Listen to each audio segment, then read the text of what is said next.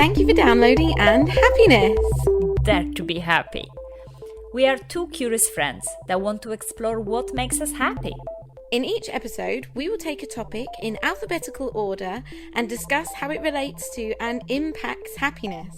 We'll live the experience of each concept through a dare that we set each other and then talk about how it affected our happiness.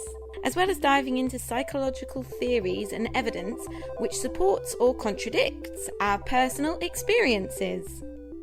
In other words, in this show, psychology meets play. I'm Kitty Newman, Director of Trapeze Media, a digital marketing agency that leads with social. My company philosophy is based on the importance of play in all our lives and how important it is to be happy at work.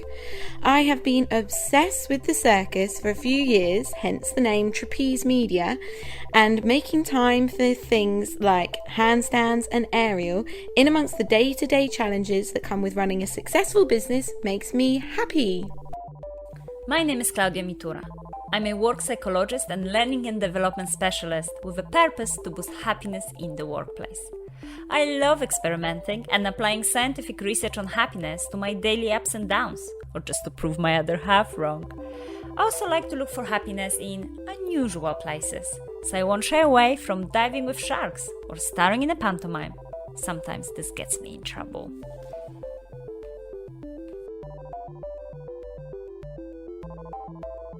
So, Klaudia, this is our first episode, but not our first recording. We have done several. We've been practicing hard, haven't we? Yes, and we've been practicing in lots of various places, including our cupboards. Yeah, I got it in my head that all the big-time recording artists, while at home, were recording in their cupboards. So I forced Klaudia and I to sit in the cupboard. And it turns out it doesn't make that much difference. But it was still a fabulous experience. It's very calming to be in the cupboard. You definitely feel isolated from the sounds and everything that's happening and any distractions that might be around you. So we do recommend sitting in a cupboard once in a while, just for a change. Yeah, it was actually quite soothing. But now we've got our act together, we've got some nice quality sound, and we are starting with the letter A as we discuss various topics in order of the alphabet and how they impact our happiness. I'm very much looking forward to it, Kitty. I mean, acceptance, I think it's a very important topic nowadays. So much is changing as we're recording it during pandemic. There will be more things changing in a post-pandemic world. So I think definitely acceptance, very relevant topic. Kitty, what comes to mind when you think about word acceptance? So I think about contentment with the situation that you're in, not getting stressed about things that are out of your control. I think about not wallowing too much or falling down into the dark side of things if something hard is going for you. I think it's just sort of, for me, sitting in with the hand that you're given and making the most of it and the best of it.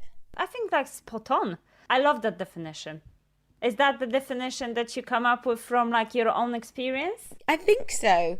I think it could be construed as something negative, but initially my instinctual feeling about the word acceptance is much more a considered, momentary, mindful practice. Love it. Absolutely love it.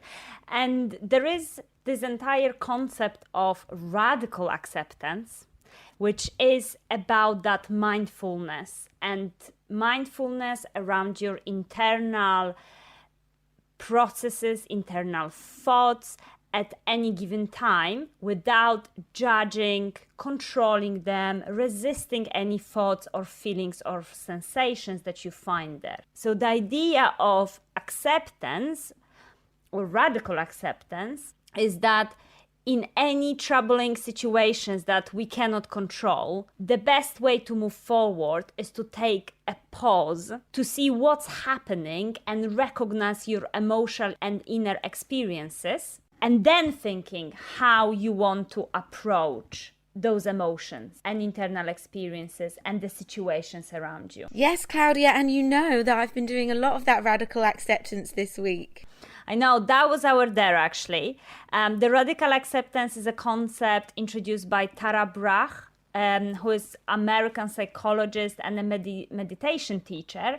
And our dare this week was exactly that, was to try to implement radical acceptance in our life. Why acceptance is important to our happiness is that there are plenty of neurological studies that show that regular practice of posing and meditation stimulates and enlarges certain parts of the brain that help us to take action and make positive decisions. So Kitty, maybe you didn't know that you were experimenting on your own brain this week. Wow, I mean, it felt like it. Yeah, I must say, the concept is quite simple. You're just taking a brief, you're just taking a pause. It's remembering to do it that I found hard. Absolutely. I just was about to say that it's so difficult in the sense of we are on such an autopilot. I mean, at least I am on such an autopilot. I'm pacing through the day. I'm busy through the day. Lots of things is happening around me. And to actually pause, to recognize what am I feeling, and then shape my behavior maybe differently to what I'm experiencing, it was a big thing. And not judging it and criticizing was another step up. I found 2 examples that I experienced in the week during our dare to radically accept situations. One I found much easier than the other. Okay, go for it. Tell us. I'm so curious now. I was building suspense for you. Well, I cannot wait. I just need to know now. The one that I found quite easy was I made a very small mistake. It wasn't even a mistake really at work, but I got a bit anxious because the client sent me a message being like, oh, link wasn't right in this email. I'm like, oh God, I'm such an idiot for not checking that email properly, and the wrong link went out, and it really wasn't a big deal. Like, one person was affected by it. Had no terrible consequences for anybody. And so I was like, oh, okay, right, I'll do my dare. I'll just accept that I made a mistake, mistakes happen, and move on. And then I was like, oh, cool. Great, now I can just move on. When you actually accepted it, this is what I feel, and then you were able to move on, what were the associating feelings? Well, the anxiety left me more quickly had I not taken that little pause to just calm myself down a little bit. And I stopped saying all the mean things to myself in my head. Whereas I could have very well spiraled, just kept on being like, oh God, you idiot, da da da da, and gone into a little horrible hole. Yeah, I found that it was quite surprising that when I started having those pauses, suddenly more self-compassion appeared in me. So that was quite interesting. I'm a bit of a perfectionist, and when things don't go according to my plan, let's say, I do have a tendency to be quite harsh on myself. And as you said, recognizing those feelings, recognizing what thoughts are going through your mind, and having that pause created quite some self-compassion. And I was quite surprised by that. It was almost like, oh, don't worry, almost like treating your best friend, really. Don't worry, this is what it is. It was much more supportive, for sure. Yeah, absolutely. So I think that was also a quite big learning for me, that acceptance doesn't necessarily mean that we agree with everything we're feeling. It also doesn't mean that we agree with everything what's happening around us. But it gave me, even though I was not agreeing, it gave me extra time to think how, in a more constructive way, I could respond. I have a situation with my other half when he said something that I found quite hurtful, and usually probably I would aspire into maybe angry mode, and therefore I would have said something back to him which also was hurtful, which then obviously we would have ended up in maybe in a heated discussion, as I call it. But this time actually I did the radical acceptance. So I looked inside me and I thought, okay, I'm clearly hurt and I'm clearly angry with this, and I really don't agree with what he said, and I feel that's very unfair comment. But by taking the briefer, I was able to communicate that in a more constructive way rather than, you idiot, what are you saying? I was able to be more constructive and more explain that I don't agree with you, this is why, and actually I found it quite hurtful. And by being more constructive, that meant that he then responded in a much more accommodating way. And we didn't have a heated discussion. We actually had a very constructive discussion around why we think differently, which then led us to some kind of agreement. So that was a big learning point for me, that if I accept something, that doesn't mean I have to agree with it. I can still stand my ground and be, no, this is hurtful. But you can just express that in a more constructive way. Interesting that the more difficult acceptance has involved somebody else, because you have no control over how somebody feels, what they say. You have to accept the fact that that you can't control that. Because the thing I found hard with the acceptance this week involved somebody else as well. Someone I've been chatting to on WhatsApp that I've never met, and we've been getting on really well and lots of chats, and then the lockdown laws have loosened, so there's an opportunity to actually go and meet, and he suddenly became very sort of not bothered, and I had to accept that I can't control how, or my expectations or something that I want to go a certain way when it involves somebody else. I have to just accept that. And there's nothing really for me to I can put across my side of it, which I did, and said, well, I think that's a bit of a shame. We've been getting on really well. It seems like a good opportunity to meet. And once that's said, then you just have to accept that whatever happens next is out of your control to a certain extent, which was hard and annoying. No, amazing. I'm just thinking, because I definitely can see a bit of control freak in myself. So what she's saying really resonates. And I'm thinking, okay, yes, how can you accept, to some extent at least, the fact that you don't have control over something? I think that is a big, steep learning, definitely. Accepting that you can't control everything. Sounds easy and obvious. But in practice, very hard. Yes, I think radical acceptance, definitely taking a pause between it's almost like putting a pause between emotions and your next action. And I think, the learnings here it's difficult to pause because we are so busy that we're masking lots of negative emotions that we may have. It's not to judge yourself harshly of what are you feeling, because you may be thinking, well, this is wrong what I'm feeling. I mean, we have a range of emotions from jealousy, envy to anger and rage. So it's trying not to be judgmental. And then also understanding that the acceptance doesn't mean we agree with something. We can still take constructive behavior of expressing no, this is not okay with me. And the final one, Kitty, that you just said is all about that acceptance that we cannot control what other people do or how the circumstances are playing around us. Lots of learning. And that was only simple exercise of having a few minutes of breath before doing something.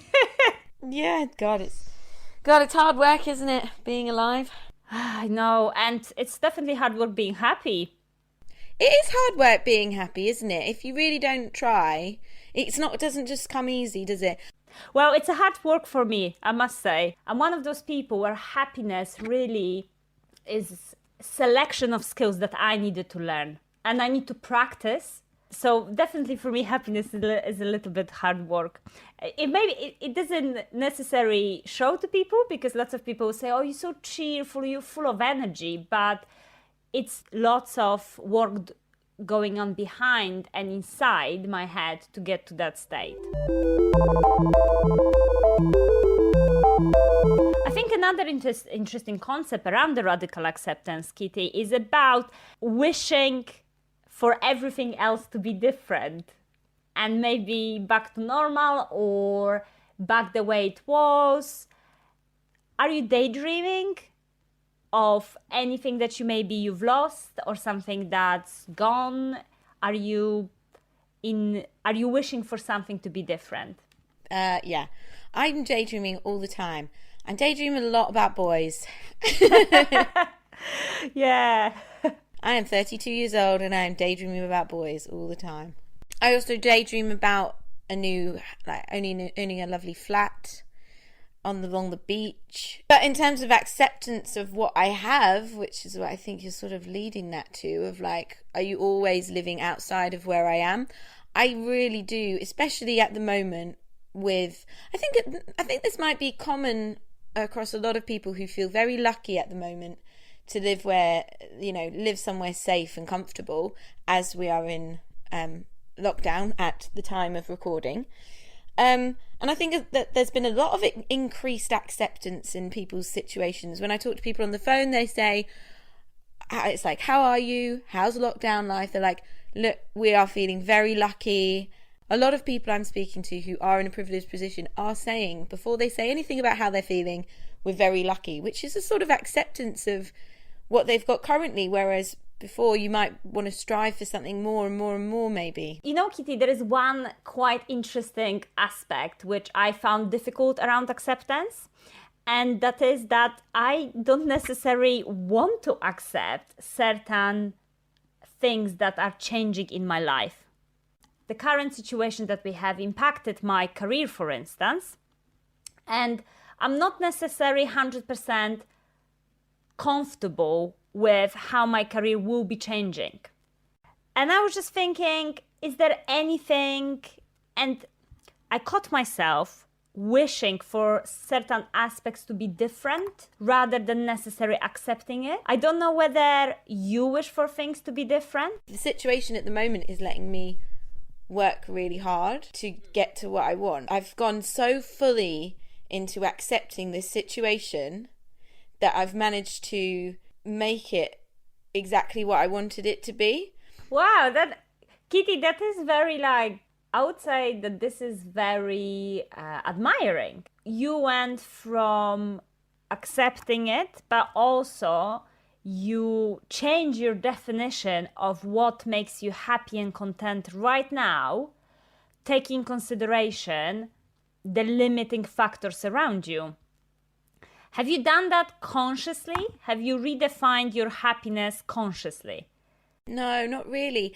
And actually, I was having a conversation with a friend recently, and I started to feel a bit guilty for not missing what we don't have. There's different things that creep in that take me off that path, but that acceptance of the situation to impact my happiness, that's not considered. That just sort of happens.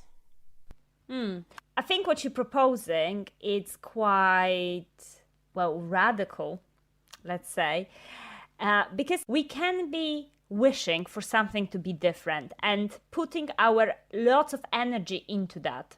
But actually, we can be adjusting our definition of make us happy. And I think you've done it spot on. And I think it's quite interesting how you felt guilty because maybe social pressure or friends or surroundings kind of dictate that no, it's a very difficult time, you should be therefore miserable.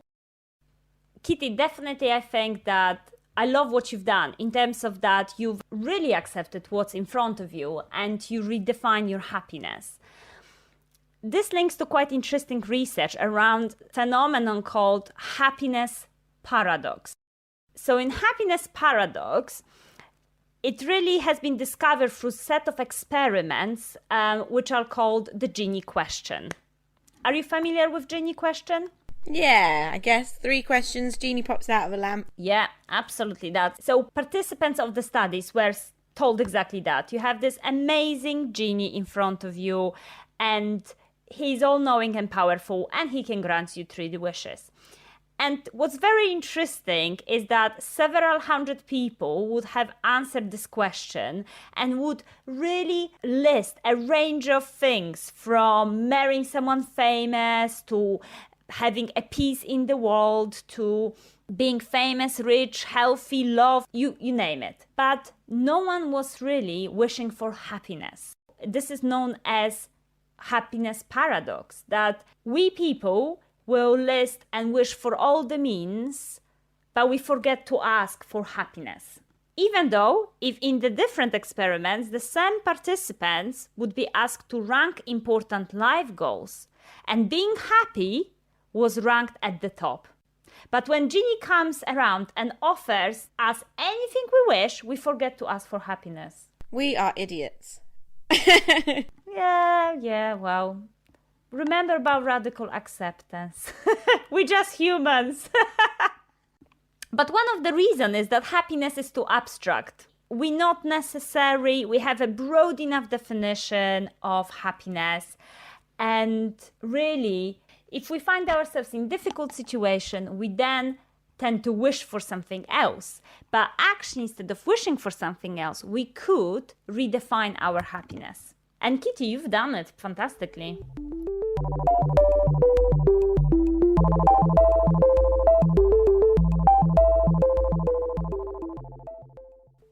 Kitty, after applying this radical acceptance, how do you feel about your happiness? It made me feel quite in control, whereas I might have felt out of control before. And that does make me feel happier because, well, it comes back to this control thing. That's interesting.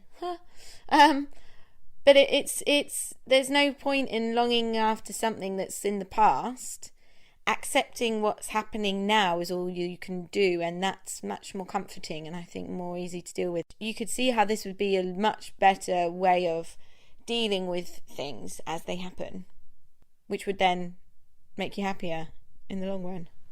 Yeah, I think definitely for me was when there was that pause of radical acceptance. I feel that definitely some tension released. So maybe, and there was maybe a little bit of relief, as I said, a little bit of self-compassion. It may be not instantly you going, oh yes, I accepted it, I'm so happy right now. I think the point is that it can help you with some troubling situations, troubling emotions, and long term can bring more happiness. And happiness is so important, and we know that happiness boosts productivity at work on various tasks from creativity to leadership. We know that if we will be happier at our jobs, that actually leads to earning more. People who are happier create more positive work climate. People who are happier volunteer more. People who are happy are less judgmental towards other people and more are willing to share their goods more often and good fortune more often. So I think it will be a little bit like a ripple effect of you making that radical acceptance, you making that pause in the moment, you then are able to accept feelings, situations, have more constructive approach towards them. And if you release some of the tensions, you have higher chances to be happier, and that then brings more positive outcomes in your life. So would you suggest listeners to take on radical acceptance and try it? I would, and I would recommend writing it on the mirror because it's actually hard to remember. So I wrote it on my bathroom mirror. I wrote radically accept today. The word radical really impacted on me and made me, it was a real phrase in my head for the week. So yeah, I would definitely recommend people do it. When I got into those situations, like with this boy, I was like, radically accept that this boy doesn't want to meet you, and that's fine. And it was a lot easier to not take it personally, not make it affect the rest of my day and bring it down. It was just like, that's fine, I can just put that to bed.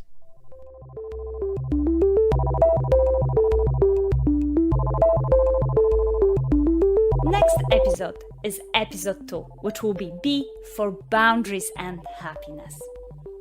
I dare you to recognise in the week where someone's crossing a line that you don't want them to cross. You need to set your boundaries.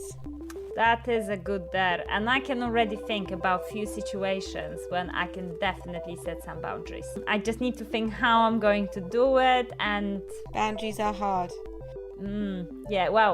Boundaries are hard. Well, we'll find out how it feels later. I can definitely think of some boundaries that need to get put in place as well.